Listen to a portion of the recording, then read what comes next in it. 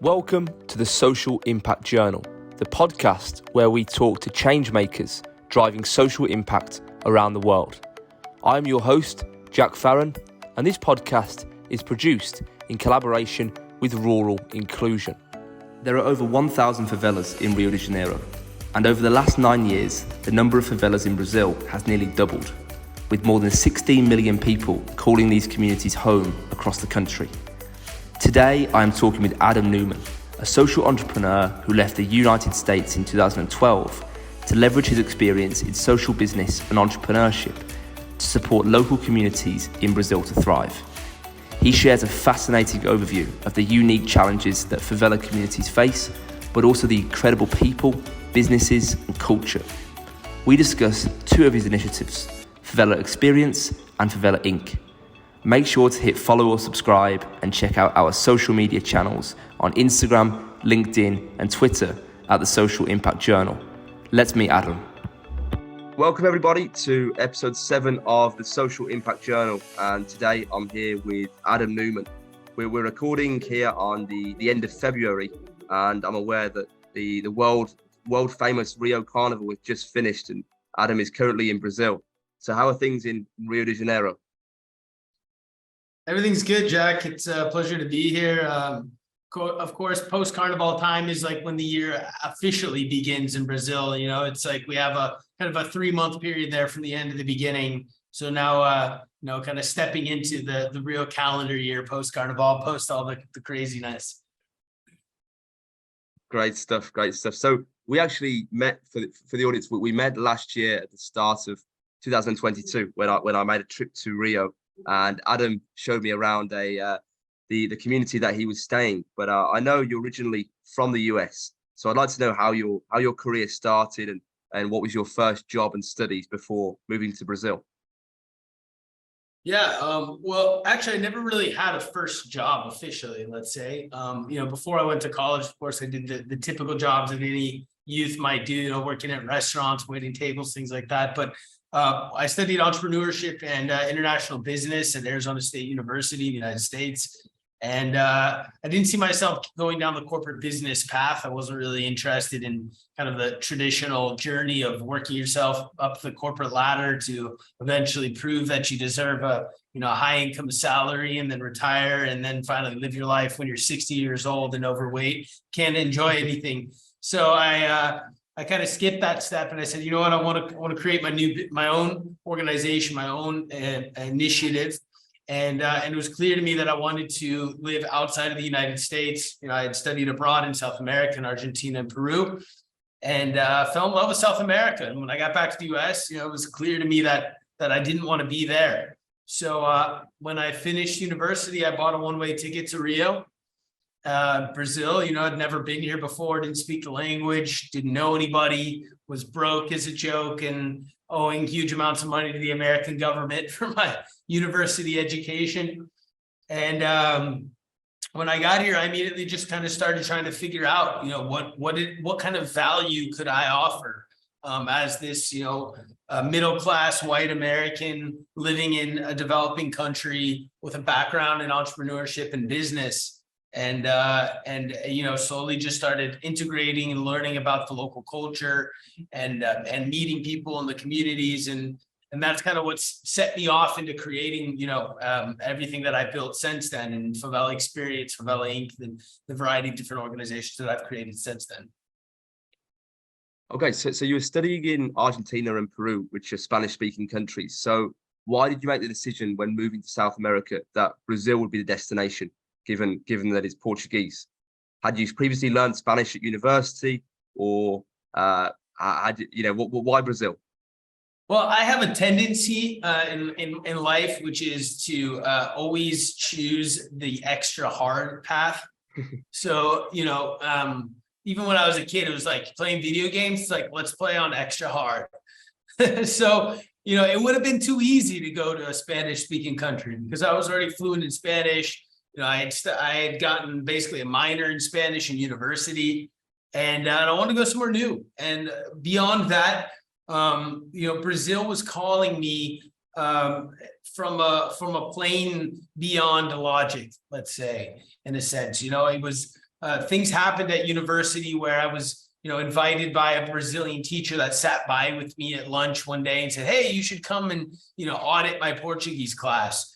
Or, different cultural experiences, capoeira on campus, Arizona, the state in the US. I was at school as one of the largest trading partners of Brazil in the United States. So they have a Brazil Day.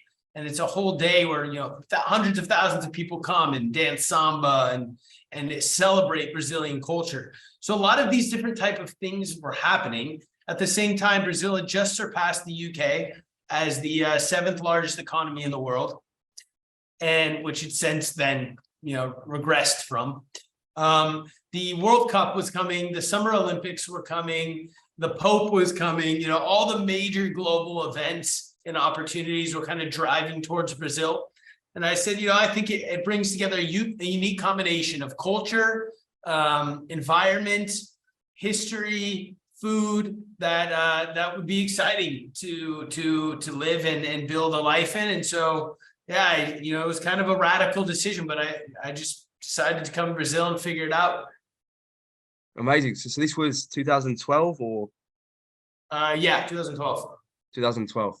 Amazing. So you then, when you arrived in Brazil, you started working and developing projects in favelas of Rio de Janeiro. So for the audience of the Social Impact Journal, maybe you could talk a little bit about what a favela actually is. Yeah, for sure. Well, so real quick before I get into that, just to understand the nature of the entrepreneurial journey, right? And what actually it takes sometimes to get us to a place where we can live and work in social impact. Because, I think a lot of people would love to be dedicating their life and time to impacting people positively. And they ask themselves, well, how can I do this? Like, how am I going to pay my bills? How am I going to make enough money? And so that's why most people get a job and then in parallel, they do social impact, right? And, I think for us to really solve the major issues in the world, we need people dedicating full time. We need the brightest minds and the most, talented of intellectual capacity dedicated towards social impact. So when I came to Brazil, I didn't have the luxury to just be like, I'm going to sit around and just worry about helping people. I had $1,000 in my bank account and $40,000 in student debt. So when I moved here, I started working in a hostel 30 hours a week at a reception in exchange for a bed in a room with 6 other people, so that I could, have a free place to stay and buy some time to figure out everything else. Aside from that, I was also teaching English classes to pay for my food and my transportation. And between all of that, I was figuring out what I actually wanted to do. And so when I first got to Rio, you come from the Rio de Janeiro airport, you probably remember when you came, it's like you're going on the highway and on both sides, there's just like a sea of, just poorly constructed homes, one built on top of the other.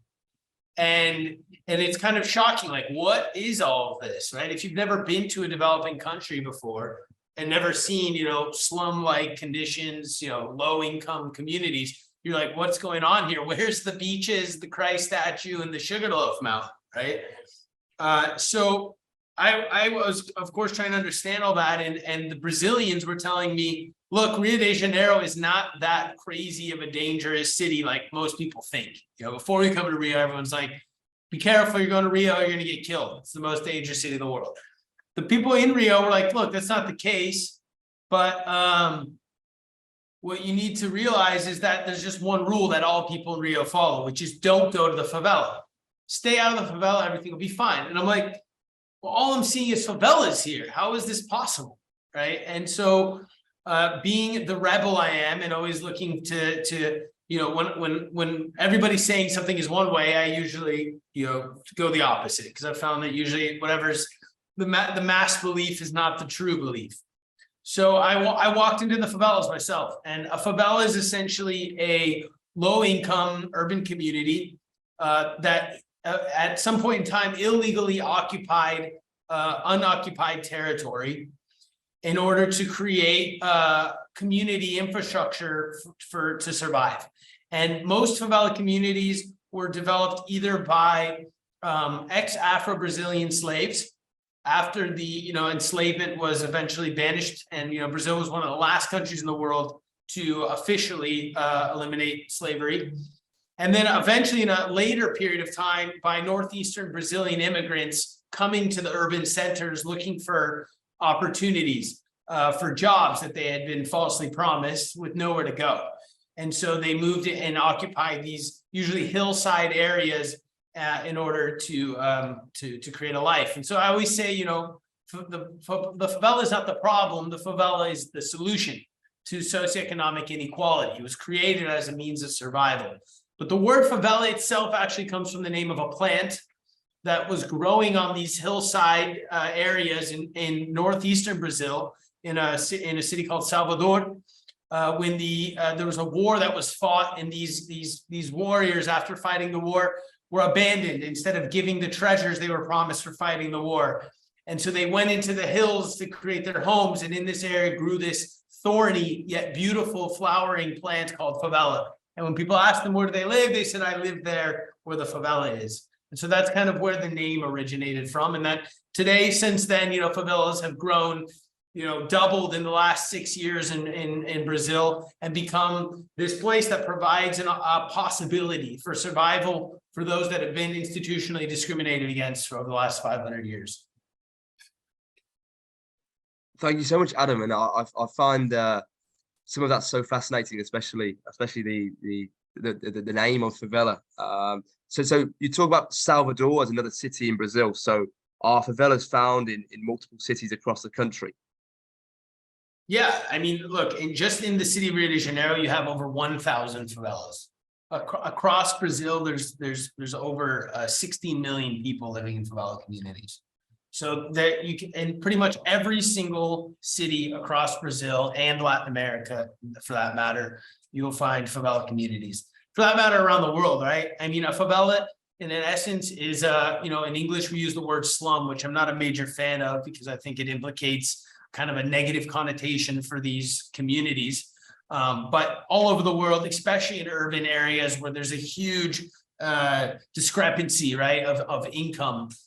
We find low-income communities, usually of people of color or of ethnicities that have been, historically discriminated against. And, Rio de Janeiro and Sao Paulo, the two biggest cities in Brazil, consequentially have become kind of the main hotbeds for these communities. And the major difference you find in Brazil, let's say in comparison to like India or other places where there's extreme poverty, is here there was also extreme violence by the drug trafficking gangs that came over and took advantage of these communities that couldn't defend themselves, and use them as their hotbeds for creating parallel criminal organizations. And that's one of the things that brings the significant challenges in favela communities, is that you're bringing together not just poverty, but socioeconomic exclusion, a lack of quality education and hygiene and access to health services, an abandonment by local governments, and the parallel existence of violent trafficking gangs who employ all kinds of tactics that make life challenging. Well understood. And you mentioned earlier some of the projects that you're working on, Favela Experience and Favela Inc., to name a few. So maybe you can talk a little bit about some of those projects and the goals and what you're trying to achieve. Yeah, for sure. So Favela Experience started originally because we saw that there was a huge opportunity to leverage tourism as a driver for positive impact. That would also be self-sustainable social enterprise. And we recognized, after I visited hundreds of favelas around Rio and around Brazil, that the favelas are not defined by the danger and the poor conditions. They're defined by incredible people, incredible entrepreneurs, incredible sources of inspiration and creativity and artistic capacity and food. And that those are the main things that really are at the core of the essence of the favela. But those are the things that nobody knows about, because we have a media that maintains a narrative focused on things that are generally negative, like war and crime and things that get people's attention. So we wanted to leverage tourism as a means to drive money and positive visibility and to break down negative stereotypes, while also offering tourists a really unique experience to change the way that they look at life and the way that they look at the privilege of their own existence. So Favela Experience started as a network of homestay properties in the favela of Rocinha, which is the largest favela in South America, roughly 250,000 people and less than a square mile. And we took local families there and taught them hospitality skills, helped them organize their homes and put them on Airbnb and sites like booking.com, and bring tourists from all over the world through a crowdfunding campaign during the World Cup on Indiegogo. And we generated over $25,000 in income for these 10 families, and showed that people could have incredible, safe experiences that were mutually beneficial. So that's how it started. And eventually over time, Favela Experience grew to have more homestay properties, 2 hostels in the favela of Vidigal next door, and create a travel agency that mobilized tourists to more than 10 favelas around the city, integrating social projects, local guides, local entrepreneurs as suppliers of those different experiences. And over the course of roughly 7 years, we brought over 5,000 people from 46 different countries into these favela communities, generated well over $300,000 in revenue in the favela economies, and worked with major universities, travel agencies, and the Rio Olympics as an official partner to cultivate sustainable tourism initiatives. So that's kind of how everything began, was through tourism. But what we realized was that tourism is not a stable generator of income in Brazil. Unfortunately, Brazil only receives about 5 million tourists per year, which is about the same amount of people that go to the Eiffel Tower. And because of the negative perspective that's generated about Brazil and violence, there's lots of ups and downs in terms of demand. And so it's even though it's the second largest generator of GDP in Rio, it's very hard to build a sustainable, dependable business on these ecosystems, especially in a favela where the demand is even less. And so that's what eventually led us to create our organization, Favela Inc. Thank you so much, Adam. So 5,000 tourists that entered into the favela. After speaking with them, maybe they've stayed in a homestay, or they've used a local guide to have a tour around the favela. What are some of the feedback that actually maybe there's a misconception around going into a favela whilst they're traveling in Rio, to actually understanding, speaking with real people, seeing projects? Some of the feedback from tourists of what actually would change their mindset or perception. Yeah, it's a great question. I mean, fundamentally, there's a big difference, right, between the level of learning and understanding that people achieve, depending on whether or not they came for a day or they stayed for a month. Because the level of integration and cultural understanding, of course, shifts. I would say, everybody has this stereotype, which is it safe? Right? That's the number one concern, is security. They think that if they walk into a favela, they're going to be immediately attacked, robbed, mugged, or whatever. Which might be the case in some communities around the world, in some areas of Africa or Asia. Maybe that is the case, or even ghettos in the United States. But here in Brazil, that's not necessarily the situation. And of course, it depends on the favela community, of course, that you're talking about. But I would say that would be the number one thing, is people realize they come to favela and they realize actually they don't need to be scared. That, even though there are armed drug traffickers there, those people aren't ultimately focused on you as a tourist, stealing from you as a tourist, taking your money or hurting you. And that within the community itself is actually quite safe. And especially if you're there with the right people, doing the right things, visiting a local NGO, visiting with a local guide, supporting local businesses and organizations, and not there buying drugs. Then the experience is actually much safer than many times walking around at night on Copacabana or Ipanema Beach. So I think once people come there and then they humanize the favela, right, rather than seeing it as this myth death and destruction, but then just seeing it as a place where of local people, families and kids and people, with little businesses and shops, and realize that in no time, I mean, you were here, right? Like, how did you feel when you came to the favela? Yeah, for sure. I mean, I came to Brazil for the first time in 2019, and I didn't actually get the chance to visit a favela. But in my first experience, even if I was speaking to locals in Rio, in the city, I would have that advice you mentioned earlier of Copacabana, Ipanema, Leblon, but don't go to the favela. So that was actually maybe not coming from researching online, but speaking with people in the city. But then coming back in 2022. Meeting you and seeing some of the projects and speaking to some of the shopkeepers. I remember we caught a Brazil football match as well in one of the local shops or bars, to see that it did definitely kind of humanize it, and actually this is a community. People are they're doing having a daily routine. Everyone's trying to make money and live a livelihood. So it's very similar to outside the favela community, albeit with very unique challenges.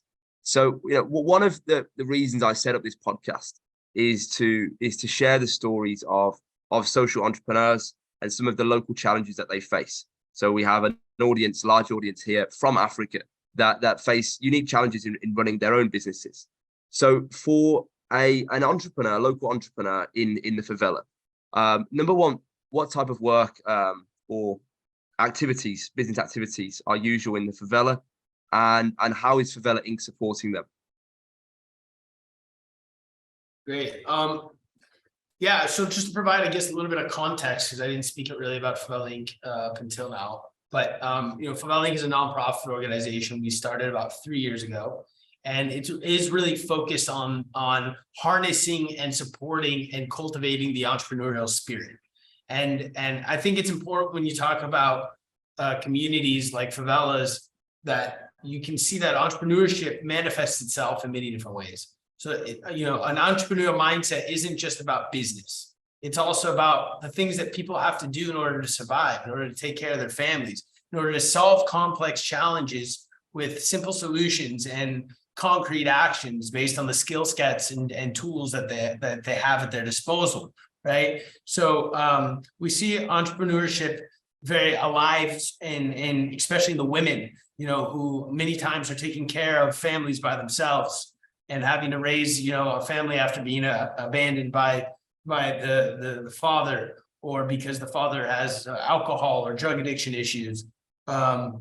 We see entrepreneurship in social project leaders who have to figure out a way to keep their NGOs alive and while working jobs, simultaneously, and create, whether it's businesses or services at the same time. So the entrepreneurial spirit is so alive, and that's what Favela Inc. is really focused on. We create physical spaces like our hub of innovation, our co-working space located in Vidigal. We create technology systems to help bring data and capture data about favelas and the local NGOs and the people that they support. And we create incubation programs to support those entrepreneurs in their journeys. In the favela, you see a lot of hair salons, beauty salons, restaurants, bars, kind of basic common services that have kind of a consistent demand for people, right? People always need to eat. They always want to look good and feel good, and their hair is going to keep growing. They got to cut that. Supermarkets, where they need to buy local goods and things like that. So in many cases, one of the challenges for the favela is many times there's a lack of diversification of services and products. And one of the things I always suggest is for people to think about, not just look across the street and see the business that already exists and that's being successful and say, oh, I'm going to go out and do that, right? That's how you end up with like 20 markets on the same street corner. Or, in a lot of communities, probably in Africa, it's the same. You see, like 10 guys selling sound systems on the same block, right? It's like, because one guy started doing it and then 8 other guys copied him. So instead, how can you create something different? How can you bring new value? How can you diversify, or how can you do something similar but in a different way?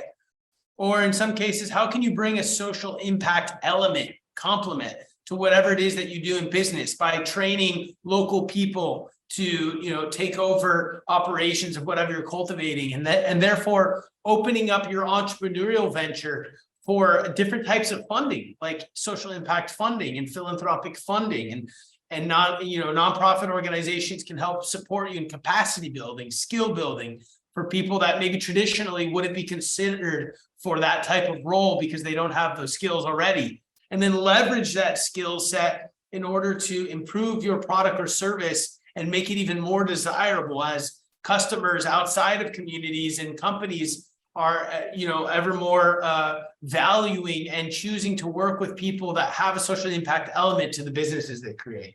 And so that's kind of what Favela Inc. works to do, is intermediating relationships between the favela and organizations and communities outside the favela, so people can get access to the knowledge and resources and opportunities that they deserve. At the same time, encouraging local entrepreneurs to rethink about the ways that things that they've traditionally done them, and leverage the fact that because they're in a community that is already socioeconomically challenged and discriminated against, how can they leverage that dialogue as an asset to get access to resources that maybe if they weren't in that ecosystem, they wouldn't be able to access?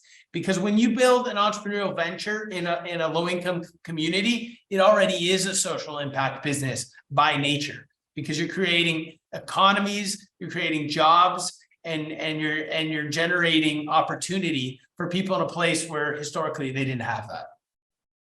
For sure. You mentioned around an incubation program within Favela Inc. for entrepreneurs. So do you have any success stories of entrepreneurs that have been through that program and managed to launch ventures? Yeah, absolutely. One of the things that's a little bit unique about our incubation program is that it lasts about 3 years. And also we don't necessarily say that it's only 3 years, because the objective is we choose not just business ideas, but we choose leaders, we choose individuals for incubation projects. And I think that's another thing for all those entrepreneurs out there, is that, you can't get obsessed and fall in love with your idea too much, because the idea might have to change, it might have to adapt, it might have to become something completely different than what you think it is. But what's most important are the character traits and the values behind the business. How, the dedication to solving a problem and providing value in the best way possible. So that's what we look for in the selection process of choosing our entrepreneurs. And that's why we really dedicate, integrally to supporting them over whatever period of time necessary, because challenges might come up, businesses might not work out. That does not mean you're a failure. Failure is a requirement to achieve success. And so we want to be able to support and accompany people through failure and into success, helping provide them with access to the ideas and resources they need along the way. One of the incubees that I think you got to meet and try yourself, is Vidigal Beer, which was it is an artisanal craft brewery, the first social impact craft brew from a favela that I know of anywhere in Brazil. And Luciano, who's the founder of Vidigal Beer, he was working in a cafe in Ipanema, and somebody brought a craft beer in one day, and he tried it, and he thought, man, this is terrible. But I got to figure out what this is. Like, why do people like this? And why are they paying so much money for it? And he self-taught himself through YouTube to make his own beer, and learned enough English to be able to, follow along with different beer makers in Canada and the US online. Eventually started making his own beer in his house. And, today he has an amazing, beer company with a variety of different flavors, is, generating local jobs and impact, recycling bottles from the company, using, environmental friendly materials on his labels, and in the process of formalizing a partnership with the largest producer of beverages in all of South America, not one of the top 3 in the entire world, which is Ambev. And soon Ambev will actually be supporting and helping them produce their beer in their own factories so he can legally distribute his beer all over Brazil. So that's one example, but we have Vidigal Tours, which is a social impact tourism company. Russo, who's the founder, is now one of the top 5 on TripAdvisors for guides in Rio de Janeiro. And we have other projects like Vidigal Capoeira, Batucavige, the Children's Percussion School and the Capoeira School, who have gone from already being incredible, inspiring musicians or masters of arts or leaders to really building organizations now that involve, 60, 70 plus kids or hundreds of students, and have been able to close formal partnerships and sponsors, create new products and services that are ultimately going to lead to them creating massive impacts and legacies in their community. So that's just a few examples, I guess you could say, to date. Well, that's amazing. And I guess, I hope in the future could be that those incubees that come through the program could then be the future leaders for the next incubation projects. And they're actually inspiring the next generation of entrepreneurs in the favela, that they've been able to go through a program like with Favela Inc., seeing the progress of their initiative. So for fellow community members in the favela or in other favelas in Rio, there's a lot of opportunities to see. So before you set up Favela Inc., was there anything similar in terms of incubation programs or entrepreneurship development support that were available to communities? Yeah, there's definitely a variety of different organizations and structures and programs that exist out there. The fundamental difference for me is a little bit of what I was talking about, earlier on, in terms of longevity and dedication to providing support over the long term. One of the major criticisms I have of a lot of things that happen in these communities, whether it's by the government or by businesses or by large NGOs, is that everything is short-term oriented and really about self-benefit, right? So, the government's worried about votes, companies are worried about making money, large NGOs are worried about providing enough impact data to ensure that they continue to have donors. None of that has anything to do with the core fundamental needs of the community. So we designed and started our program, and will continue to always be in design, in a mode of constant construction and design, from the perspective of what does the favela need, and how do we ensure long-term sustainable impact. And I think only when things start to happen in our world in that way will we actually start to see systematic change and people breaking cycles of poverty and real change. Because if you're only focused on numbers and short-term periods of time, then you're going to run as many 3-month, 6-month cycle incubation programs as possible, and try to get as many people through that program with as many photos as possible with the people from the community to put on your Instagram or on your LinkedIn, so you can win as many awards as possible and continue to get as many sponsorships and donations as possible. And all of that to just consume a massive amount of energy and time, and for nothing to change. And I'm not interested in that. And so that we created our incubator from that perspective. A lot of the incubation programs I see they don't happen inside the favelas. So they happen in formal, districts like Ipanema or downtown. So people have to travel long distances to get to those places. That already creates a massive barrier. Most of the time, there's not any financial incentive. If there is, they're paying for a bus ticket, but the challenges go beyond that, and removing people away from their families for large quantities of time, or require them to eat outside of their community where they have to spend more money on food. So that's one of the core challenges. So yeah, it's a duration of time and distance, and also the language that is used. So many mentorship programs are way more built for the mentor than they are for the mentee. And the successful entrepreneur or rich person who's volunteering their time walks away feeling like they've done good, and the person from the community walks away feeling like nothing's different, and they're not sure how to implement it. And many times it's a difference of literal language, the way they speak, the way they think, and the way they were raised, and the challenges they face, and a lack of alignment in those distinct realities. And so for the near future, I really hope that, from Favela Inc.'s perspective, what we can do is to take it to the next level, bring the knowledge of how you incubate and the process of incubation to integrate people from the favela as the incubators themselves. Like you said, bringing entrepreneurs who have already been successful to be the architects of the future programming and the leaders of providing the education, so that the favela then works to a place where it's actually incubating itself. And then we can continue to just feed new and additional information opportunities to the people in the favela that are self-curating programming that's aligned with the needs of their community. And in that way, you guarantee alignment, and you guarantee people are getting what they need. And then self-interest can work because the favela itself is taking care of itself. And I think that's where we want things to go ultimately. Thank you so much, Adam. So we're coming to near the end of today's episode. So you've shared so much wisdom with us already for social entrepreneurs starting their journey or maybe moving abroad for international development. But for someone who's thinking of perhaps moving to a developing country and wants to get into the social impact space, from your decade of experience, what would you share with them? It's a great question, Jack. I think the most important thing is, first of all, to approach it with a lot of humility and realize that probably everything you need to know in order to be able to do what you want to do, you probably don't know it. And there's no way that you can know it without just going for it and jumping into that environment and getting involved.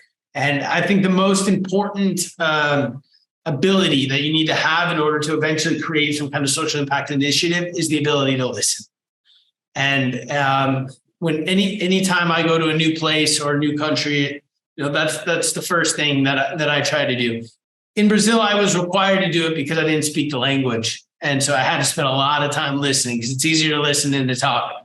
But if I had to do it all over again in another place, the first thing I would do is I'd go and integrate and put myself side by side with the people that I want to support, try to live as much as I can of their reality so that, within what's possible, I can work from and build from a place of empathy and understanding. Of course, it's impossible to fully understand when you grew up in a totally different reality. Your skin color is different or your gender is different. But as much as possible, try to live that reality, understand and ask just as many questions from a place of non-judgment and total neutrality for all of the different potential stakeholders and people involved, whether it's a drug trafficker, a police officer, a community leader, a shopkeeper. Just ask them about their story, listen to who they are, listen to what they've been through. And then from that place, you can start to compose strategies and ideas to bridge the gap to create programs that can change lives. But if you show up thinking you know everything, it's going to be a hard time coming to you. And it's probably going to be quite frustrating because the reality is most of the time we don't know what we need to know and be able to do what we want to do. Thank you so much, Adam, for that. So where can our audience find you? Where are you most active on social media? Yeah, so you can follow me along on LinkedIn or on Instagram at adamnewman.me on Instagram. You can also go to my website, www.adamnewman.me. And you can follow me along with social medias. Also check out our websites, favelainc.org and favelaexperience.co. And you can check out a little more information about the different projects and organizations that we're creating here. Also on Instagram at Favela Inc. and at Favela Experience. You can follow us there. But I'll be sure to send you those handles and you can share with everybody. And if someone's interested in coming to the favela in Rio to collaborate with our organization or has a company organization that's interested in benefiting the favelas in a positive way and thinks Favela Inc. can be an interesting partner, feel free to reach out and we can look into ways to work together. For sure. We'll include all the links into the show notes. And once again, Adam, thank you for joining me on this podcast and speak to you soon. Thanks, Jack. Appreciate the opportunity. Pleasure.